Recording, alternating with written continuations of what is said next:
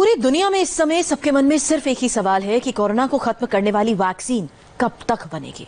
फिलहाल ये जवाब किसी के पास नहीं है, लेकिन सबकी उम्मीद भारत पर टिकी है। इसकी दो वजह। पहले ये कि भारत के पास दुनिया के बहुत बड़ी फार्मा फोर्स है। रिसर्च से लेकर वैक्सीन के प्रोडक्शन तक दुनिया के कई देश भारत से मदद मांग रहे हैं। और दूसरी वजह ये कि कम कीमत में अच्छी वैक्सीन बनाने का भारत के पास पुराना अनुभव है। आपको जानकर हैरानी होगी कि दुनिया की ज्यादातर बीमारियों की वैक्सीन भारत में तैयार होती है। इसलिए कोरोना काल में वैक्सीन वाली पार्टनरशिप में भारत किन किन देशों की मदद कर रहा है, इस खास रिपोर्ट में देखिए।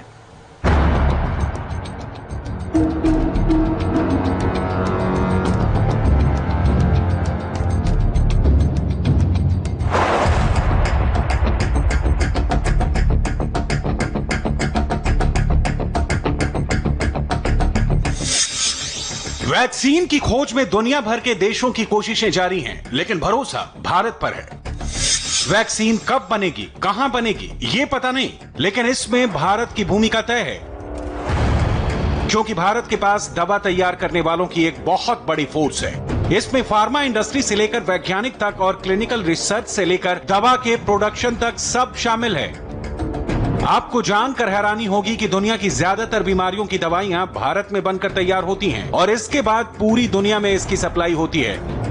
इसलिए कोरोना की वैक्सीन को लेकर ज्यादातर देशों को भारत से मदद की उम्मीद है। वैसे ये दुनिया के वो देश हैं जो कोरोना की वैक्सीन को लेकर अपने अपने दावे कर रहे हैं। Australia NVX-CoV2373V, Britain AZD1222, America mRNA 1273, चीन कैंसिनोज 85 NCOV। कोई ट्रायल का दावा कर रहा है तो कहीं टेस्टिंग का दूसरा फेज पूरा हो चुका है। लेकिन आपको हैरानी होगी कि इनमें से ज्यादातर देश किसी न किसी स्तर पर वैक्सीन बनाने के लिए भारत से हाथ मिला चुके हैं, फिर चाहे वो वैक्सीन का प्रोडक्शन हो या वैक्सीन बनाने वाली research. America, Britain, Australia. Bharat अपने स्तर पर भी वैक्सीन की खोज में बहुत तेजी से काम कर रहा है। इसके बारे में हम आपको आगे बताएंगे, लेकिन उससे पहले यह जान लीजिए कि इंटरनेशनल लेवल पर वैक्सीन बनाने में भारत कैसे बड़े बड़े देशों की मदद कर रहा है। Bharat Britain AZD1222।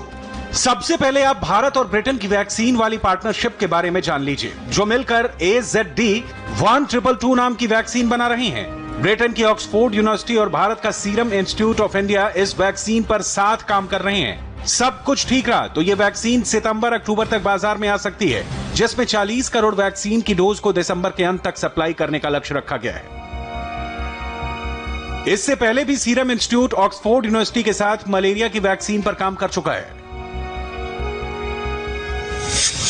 वैक्सीन बनाने की रेस में ऑक्सफोर्ड यूनिवर्सिटी सबसे आगे है, क्योंकि वैक्सीन का ट्रायल तीसरे फेज में पहुंच गया है, जिसमें 10,000 युवाओं को शामिल किया गया। ब्रिटेन के अलावा कई देशों में इसके बाकी के ट्रायल शुरू होने वाले हैं।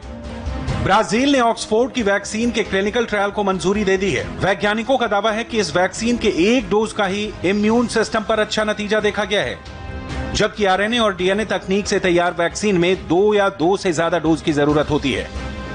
कुल मिलाकर कहा जाए तो भारत और ब्रिटेन की वैक्सीन वाली ये दोस्ती दुनिया भर के लाखों लोगों की जिंदगी बचा सकती है। भारत ब्रिटेन के बाद अब भारत अमेरिका की वैक्सीन वाली साझेदारी भी समझ लीजिए। भारत बायोटेक ICMR के अलावा अमेरिका की दवा बनाने वाली कंपनी फ्लूगेन के साथ एक दूसरी वैक्सीन पर भी काम कर रहा है। इस वैक्सीन का नाम है कोरोफ्लू। खास बात यह है कि इस वैक्सीन को इंजेक्शन से नहीं बल्कि नाक के जरिए लिया जाएगा। वैज्ञानिकों के मुताबिक ये वैक्सीन शरीर में बीमारी से लड़ने के लिए एंटीबॉडीज है। इस वैक्सीन को तैयार करने में 3 से 6 महीने का समय लग सकता है। परीक्षण सफल रहने पर कंपनी 30 करोड़ खुराक का उत्पादन करेगी। इसके अलावा भारत का serum institute of India America की दवा कंपनी कोडेजेनिक्स के साथ एक दूसरे वैक्सीन पर साथ काम कर रहे हैं। यानी वैक्सीन और दवा बनाने के मामले में दुनिया के ज्यादातर देश भारत पर निर्भर हैं। इसलिए कोरोना की वैक्सीन और दवा बनाने के लिए भारत सबसे भरोसेमंद देश है। India is also the world's 4th most producer of vaccines. We are fortunate to contribute to immunization of about 60% of the world's children. Excellencies, India recognizes and values the work of Gavi. That is why we become a donor to Gavi while still being eligible for Gavi support. Our support to Gavi is not only financial. India's huge demand brings down the global price of vaccine. Narendra Modi के इस बात को सुनकर दुनिया भर के नेताओं को यह इशारा मिल चुका है कि भारत कोरोना की वैक्सीन को तैयार करने में बड़ी भूमिका निभाने वाला है। कोरोना वैक्सीन पर हुई ग्लोबल अलायंस वाली मीटिंग में नरेंद्र मोदी ने वैक्सीन के लिए भारत से 113 करोड़ रुपए का डोनेशन भी दिया और यह भरोसा भी दिलाया कि भारत वैक्सीन के मामले में एक बड़ा मददगार साबित होगा। इसकी दूसरी वजह यह भी कि कम लागत में अच्छी क्वालिटी दवा बनाने की मास्टरी सिर्फ भारत के पास है। ऐसे में वैक्सीन के मामले में भारत किस पायदान पर खड़ा है, ये जानना भी बहुत जरूरी है। भारत में इस समय करीब 30 दवा कंपनियां वैक्सीन बनाने की तैयारी कर रही हैं। इनमें से WHO ने सिर्फ 7 कंपनियों को मान्यता दी है। इनमें Indian council of medical research यानी ICMR और भारत बायोटेक इंटरनेशनल ने मिलकर कोरोना की वैक्सीन बनाने का काम शुरू कर दिया है। ये पूरी तरह से भारत में तैयार एक स्वदेशी दवा होगी।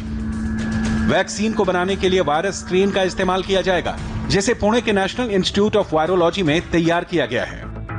वायरस स्ट्रेन बनाने के लिए वैज्ञानिक वायरस में कुछ बदलाव करते हैं। ICMR के मुताबिक NIV ने वायरस स्ट्रेन को दवा बनाने वाली कंपनी BVIL को भेज दिया है, जिसकी मदद से वैक्सीन तैयार की जाएगी। लैब से मरीज तक वैक्सीन को पहुंचने में 3 लेवल पूरे करने होंगे। वैक्सीन के बनाने से लेकर इसके ट्रायल तक हर कदम पर ICMR भारत बायोटेक की मदद करेगा।